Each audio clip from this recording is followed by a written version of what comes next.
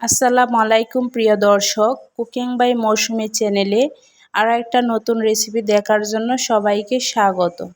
ডিমের পান্তুয়া পিঠাটা কত সহজেই বানানো যায় সেই রেসিপিটি আজকে আপনাদেরকে করে দেখাবো। আশা করি রেসিপিটি আপনাদের কাছে ভালো লাগবে। যদি ভালো লাগে তাহলে চ্যানেলটি সাবস্ক্রাইব করে পাশে থাকবেন। চলুন কথা না বাড়িয়ে মূল রেসিপিতে চলে যাই। ডিমের পান্তুয়া পিঠা বানানোর জন্য প্রথমে একটা প্লেট নিয়েছি। এখন এর মধ্যে দিয়ে দেব 2টি ডিম। আপনারা চাইলে একটা ডিম দিয়েও করে নিতে পারেন। এখন দিয়ে দেব 1 কাপ চিনি। আপনারা চিনির পরিমাণটা কমিয়ে বাড়িয়ে নিতে পারেন। এখন দিয়ে দেব সামান্য পরিমাণে লবণ।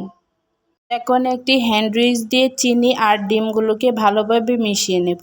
যখন চিনিগুলো গলে যাবে এ পর্যায়ে দিয়ে দেব 1 কাপ ময়দা। ময়দা দেওয়া হয়ে গেলে এখন একটু মিশিয়ে এখন এর মধ্যে দিয়ে দেব অল্প অল্প করে দুধ। আমি এখানে দুধটা কুসুম গরম নিয়েছি। এখানে একবারে দুধটা দিব না, অল্প অল্প করে দুধ দিয়ে ব্যাটারটা বানিয়ে নেব। ব্যাটারটা বানানোর সময় লক্ষ্য রাখতে হবে যেন এখানে কোনো লাম্পস না থাকে, সেজন্য ভালোভাবে ফেটিয়ে নিতে হবে। এখন দিয়ে দেব সামান্য পরিমাণে এলাচ গুঁড়ো। এখানে এলাচ গুঁড়োটা দিলে ডিমের গন্ধটা চলে যায়। আপনারা চাইলে এলাচ গুঁড়োর পরিবর্তে এখানে ভ্যানিলা এসেন্সটাও ব্যবহার করতে পারেন। এখন আপনাদেরকে ব্যাটারের ঘনত্বটা দেখিয়ে দিচ্ছি। ব্যাটারের ঘনত্বটা হবে যেরকম পাটিসাপটা পিঠা বানাই সেরকম। এখন একটি বাটিতে নিয়ে আমি 2 ভাগ করে নিয়েছি ব্যাটারটাকে। এক ভাগে আমি ফুড কালার ইউজ করব। এখানে আমি অরেঞ্জ ফুড কালার ইউজ করেছি, আর একটা ভাগ সাদা রেখেছি। আপনারা চাইলে ফুড কালারটা স্কিপ করতে পারেন, তবে এখানে অরেঞ্জ ফুড কালারটা দিলে পিঠাটা দেখতে সুন্দর দেখায়। এখন একটি প্যান নিয়ে এর মধ্যে 1 চামচের মতো তেল দিয়ে আমি 2টা ডিম ভেঙে দিয়েছি। এখানে আমি চেষ্টা করেছি 2টা কুসুম একসাথে রাখার জন্য, তাহলে পিঠাটা দেখতে সুন্দর দেখায়। প্যানে ডিমটা দেওয়ার সময় খুব সাবধানে দিতে হবে যেন কুসুমটা ভেঙে না যায়।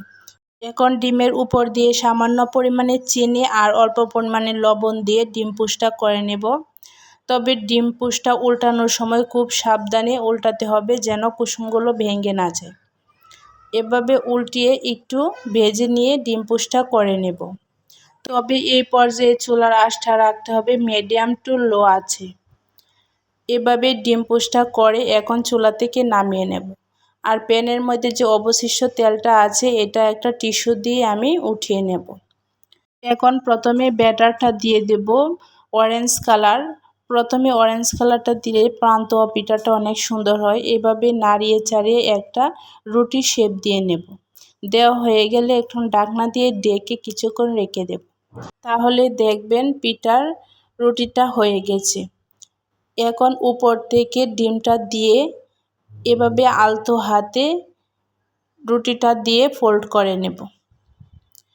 এখন চুলা থেকে নামিয়ে নেব। আপনারা চাইলে প্যানের মধ্যে রেখেও পান্তুয়া পিঠাটা বানিয়ে নিতে পারেন। এখন আবারও দিয়ে দেব সাদা ব্যাটারটা, দিয়ে ঢাকনা দিয়ে ঢেকে আবারও এভাবে ফোল্ড করে নেব। এভাবে অনবরত ফোল্ড করে নিতে হবে যতক্ষণ পর্যন্ত ব্যাটারটা শেষ না হয়ে গেছে।